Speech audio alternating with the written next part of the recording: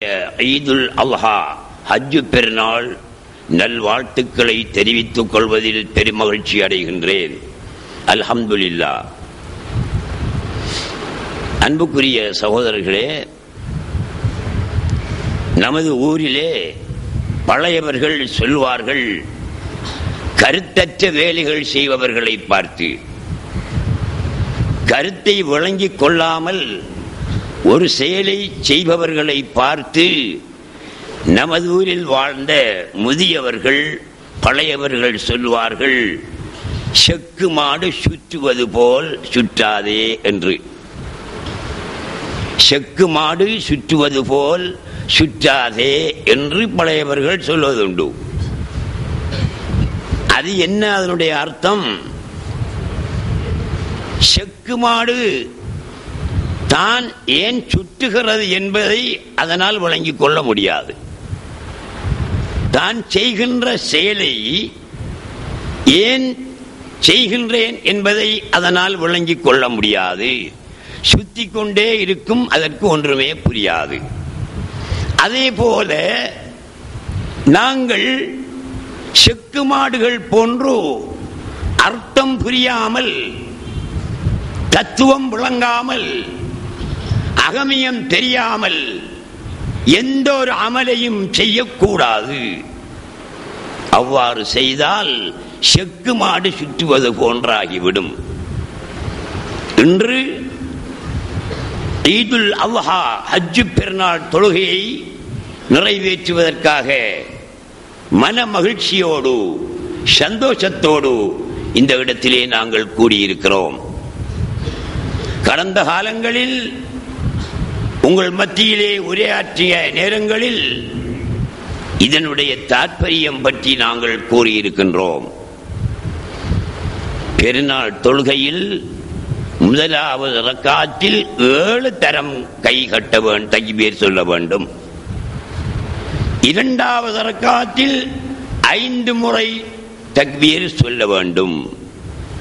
ஏன் சொல்ல வேண்டும்? எதற்காக சொல்ல வேண்டும்?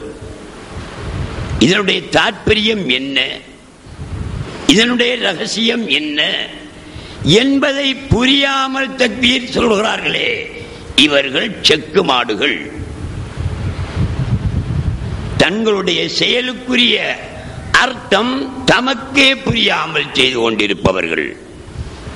நாம் சுன்னத் வல் ஜமாத் கொள்கை வழியிலும் தரீகா வழியிலும் செல்லக்கூடிய நாம் செக்கு மாடுகள் போன்றிருக்காமல், நாம் செய்யக்கூடிய ஒவ்வொரு செயலுக்கும் அகமியம் என்ன, யதார்த்தம் என்ன, அந்தரங்கம் என்ன, ரகசியம் என்ன என்பதை புரிந்து செயல்பட வேண்டும். கடந்த காலங்களில் சொல்லி இருக்கிறோம், முதலாவது ரக்காத்தில் 7 தரம் கைவிட்டு கட்ட வேண்டும். 7 நப்சுகளையும் கொலை செய்ய வேண்டும். ஒவ்வொரு வருடமும் 7 நப்சுகள் இருக்கின்றன. நப்சு ஒன்றே ஒன்றுதான். 7 வகையான குணங்களை அது கொள்ளும் போது ஒவ்வொரு குணத்துக்கும் ஏற்றவாறு நப்சு அம்மாரா, நப்சு லவ்வாமா, நப்சு முல்ஹிமா, நப்சு முத்மைன்னா, நப்சு ராவியா, நப்சு மர்லியா என்று பெயரை பெறும் அந்த நப்சு. ஆனால் நப்சு ஒன்றுதான். கடுமையான பணத்திலும் சொத்திலும் பதவியிலும் கடுமையான மோகம் உள்ள ஒருவன் அம்மாராவில் இருக்கிறான் என்று நாங்கள் சொல்கிறோம். இந்த அம்மாராவிலேயே நாங்கள் வாழ்ந்தோமானால் நாங்கள் எந்த அமல் செய்தாலும் சரியே வெற்றி பெற முடியாது, அல்லாஹ்வை போய் சேர முடியாது. ஒவ்வொரு நப்சாக கொன்று ஒழிக்க வேண்டும். ஒவ்வொரு நப்சாக நாங்கள் மரணிக்க செய்ய வேண்டும். இதை கருத்தில் கொண்டுதான் முதலாவது ரக்காத்தில் 7 விடுத்தம் 7 தரம் கை தக்பீர் சொல்வது. நீங்க கை விட்டு கட்டினாலும் சரி, விடாமல் கட்டினாலும் சரி, தக்பீர் சொல்லத்தான் வேண்டும். அல்லாஹு அக்பர் என்று சொல்லத்தான் வேண்டும். முதலாவது அல்லாஹு அக்பர் சொல்லும் போது என்னிலே இருக்கின்ற நப்சு அம்மாராவை அல்லாஹு அக்பர் என்ற கோடரி கொண்டு அடித்து நொறுக்கி நான் நாசப்படுத்துகிறேன் என்று நியத்து வைத்துக் கொள்ள வேண்டும். இரண்டாவது தக்பீர் சொல்லும் போது நப்சு லவ்வாமாவை நான் அடித்து நொறுக்கி நாசப்படுத்தி என்னை விட்டும் அதை அகற்றி விடுகிறேன் என்று நியத்து வைத்துக் கொள்ள வேண்டும். இவ்வாறு 7 தக்பீர்கள் சொல்லும் போதும் 7 நப்சுகளையும் கொலை செய்வதாக கொன்றொழிப்பதாக நாங்கள் கருத்திலே வைத்துக் கொள்ள வேண்டும். இதுதான் அர்த்தத்தோடு 7 தக்பீர் கட்டுவதற்கான வழி. இந்த உண்மை புரியாமல் 7 தக்பீர் கட்டினால் என்ன, 70 தக்பீர் கட்டினால் என்ன, பிரயோசனம் பெற்றுக் கொள்ள முடியாது. எங்களுடைய கல்புக்கு ஒளி கிடைக்காது, எங்களுடைய கல்புக்கு பிரகாசம் கிடைக்காது, நாங்கள் ஆத்மீகத்திலே வளர முடியாது, அல்லாஹ்வை காண முடியாது, அவனை அறியவும் முடியாது. இன்னும் ஒன்றையும் நாங்கள் நினைத்துக் கொள்ள வேண்டும். அல்லாஹ் சுப்ஹானஹு வ தஆலா ஒவ்வொரு மனிதனுக்கும் 7 சிபத்துக்களை இரவலாக தந்து வைத்திருக்கிறான். குத்ரத்து, இராதத்து, சம்அ, பஸர், இல்மு, ஹயாத், கலாம், இப்படி 7 சிபத்துக்கள் என்னிலும் இருக்கின்றன, உங்களிலும் இருக்கின்றன, உலகத்தில் வாழ்கின்ற அனைத்து மனிதர்களிலும் இந்த 7 சிபத்துக்களும் இருக்கின்றன. இந்த 7 சிபத்துக்களையும் ஒவ்வொன்றாக அல்லாஹ்விடத்திலே ஒப்படைத்து விட வேண்டும். முதலாவது தக்பீர் சொல்லும் போது அல்லாஹு அக்பர் என்று சொல்லும் போது குத்ரத் என்ற சக்தியை தந்தவனிடம் ஒப்படைத்து விட வேண்டும். நீங்கள் ஒரு பாடலிலே கூட கேட்டிருப்பீர்கள், இரவல் தந்தவன் கேட்கின்றான், இல்லை என்றால் விடுவானோ விடுவானா என்று ஒரு கவிஞன் பாடியிருக்கிறான்.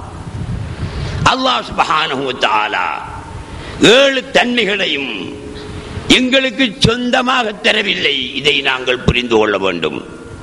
இரவலாகத்தான் தந்திருக்கிறான். எங்களிடத்திலே எங்களுடைய ஹயாத் இருக்கும் வரை அந்த 7 எங்களிடத்திலே இரவலாகத்தான் இருக்கும். நாங்கள் சொந்தமாக்கிக் கொள்ள முடியாது.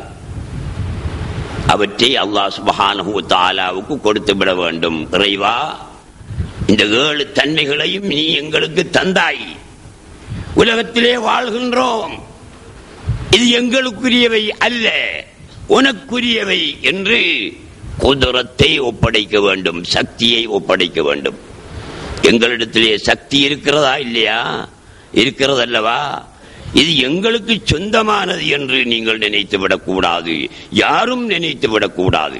அல்லாஹ்வுக்கு சொந்தமானது, அதை ஒப்படைத்து விட வேண்டும்.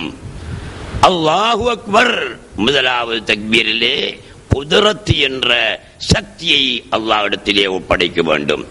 இவ்வாறு ஒன்றன் பின் ஒன்றாக வரக்கூடிய 7 தக்பீர்களையும் 7 தன்மைகளையும் சிபத்துக்களையும் நாம் அல்லாஹ்விடத்திலே ஒப்படைத்து எதுவும் இல்லாத வெறும் மனிதனாக நாங்கள் ஆக வேண்டும்.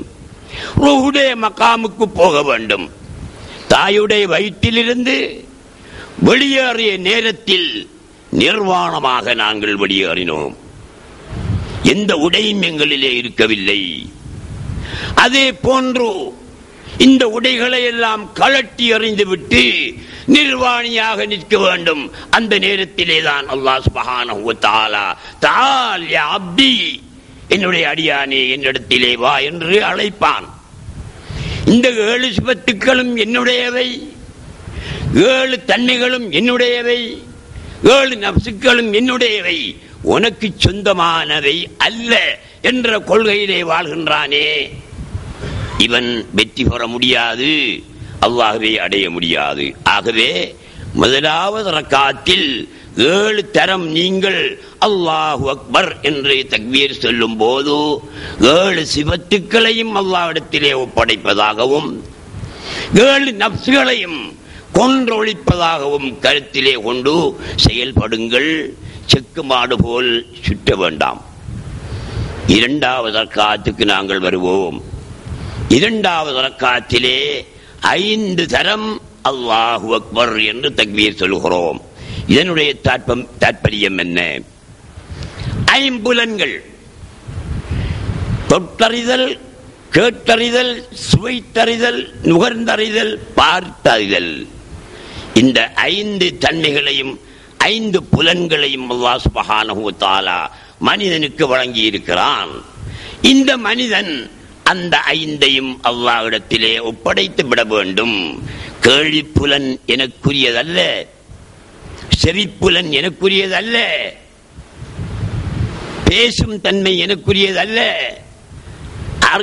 மற்றுமுள்ள அந்த ஏனையவைகளும் எனக்குரியவை அல்ல என்று 5 தரம் தக்பீர் சொல்லும் போது 5ஐயும் அவனிடத்திலே ஒப்படைத்து விட வேண்டும். 5 பூதங்கள், பஞ்சபூதங்கள் என்று சொல்வார்கள். தண்ணீர், காற்று, நெருப்பு, ஆகாயம். மண், தண்ணீர், காற்று, நெருப்பு, ஆகாயம் என்று 5ஆக பூதங்களை பிரித்திருக்கிறார்கள். இன்னும் சில ஞானிகள் அல் அனாசிருல் அர்பா, 4 தான் பூதங்கள், மூலங்கள் என்று சொல்கிறார்கள். மண், தண்ணீர், காற்று, நெருப்பு, இந்த 4மே பூதங்கள், அல் அனாசிருல் அர்பா, மூலங்கள். இவற்றையும் அல்லாஹ் சுப்ஹானஹு வ தஆலாவுக்குரியவை என்று நாங்கள் ஒப்படைக்கும் போது நாங்கள் மனித புனிதனாக அந்த இடத்திலே ஆகிறோம். அன்று பிறந்த பாலகனை போன்றாகிறோம். ரூஹுடைய மக்காமுக்கு நாம் ஏறி செல்கிறோம். நாங்கள் இப்போது இருக்கின்ற இந்த வகுப்பு கீழ்த்தரமான வகுப்பு. எங்களுக்கு மேலே எத்தனையோ படிகள் இருக்கின்றன. ஹஜ்ஜுக்கு கப்பல் போகின்ற காலத்திலே, இலங்கையிலிருந்து ஹஜ்ஜுக்கு கப்பல் போகின்ற காலத்திலே சஃபீனாயே அரப் என்று ஒரு கப்பல் வரும். அந்த கப்பலிலே 7 தட்டுக்கள் இருக்கும். ஆக கீழ்த்தட்டு விலை குறைய, அதற்கு மேலுள்ளது கொஞ்சம் அதிகம், அதற்கு மேலுள்ளது கொஞ்சம் அதிகம், இப்படி ஆக மேல் தட்டு விலை கூடிய தட்டு. இதே போல இந்த அடியார்கள் நாங்கள் ஆன்மீகத்திலே ஏறி செல்வதற்கு பல படிகள் இருக்கின்றன, பல தட்டுக்கள் இருக்கின்றன. கீழ்மட்டத்திலே மட்டும் நாம் விட முடியாது.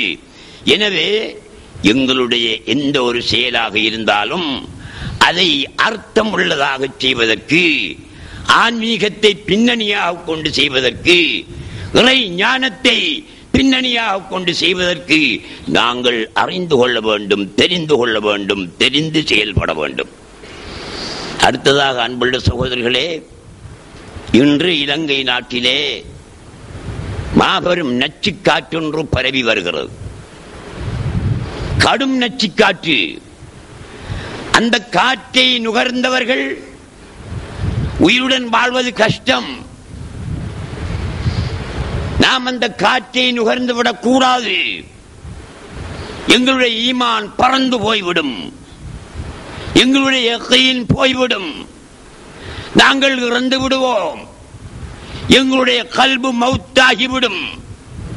1951ஆம் ஆண்டு, அதாவது 60 ஆண்டுகளுக்கு முன் இதே காற்று, இந்த நச்சுக்காற்று இலங்கை நாட்டில் முதலில் கல்முனையிலே வீசியது. 1951ஆம் ஆண்டு கல்முனையில் இந்த நச்சுக்காற்று வீசிய நேரம் ஒரு சில மக்கள் அதை நுகர்ந்து நோயாளிகளாக போய்விட்டார்கள். இன்னும் பலர் அதை நுகராமல் ஆரோக்கியமாக இருந்தார்கள். நுகர்ந்து நோயாளிகளானார்களே, அவர்களுடைய சந்ததிகள் இப்போதும் கல்முனையிலே இருக்கின்றார்கள். நுகராமல் ஆரோக்கியமாக வாழ்ந்தார்களே, அவர்களும் இன்று கல்முனையிலே இருக்கின்றார்கள். அந்த நச்சுக்காற்றை நாம் நுகரக்கூடாது.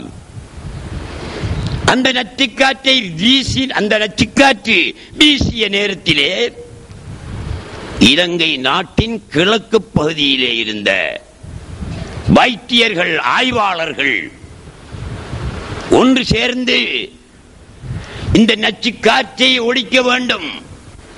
இந்த நச்சு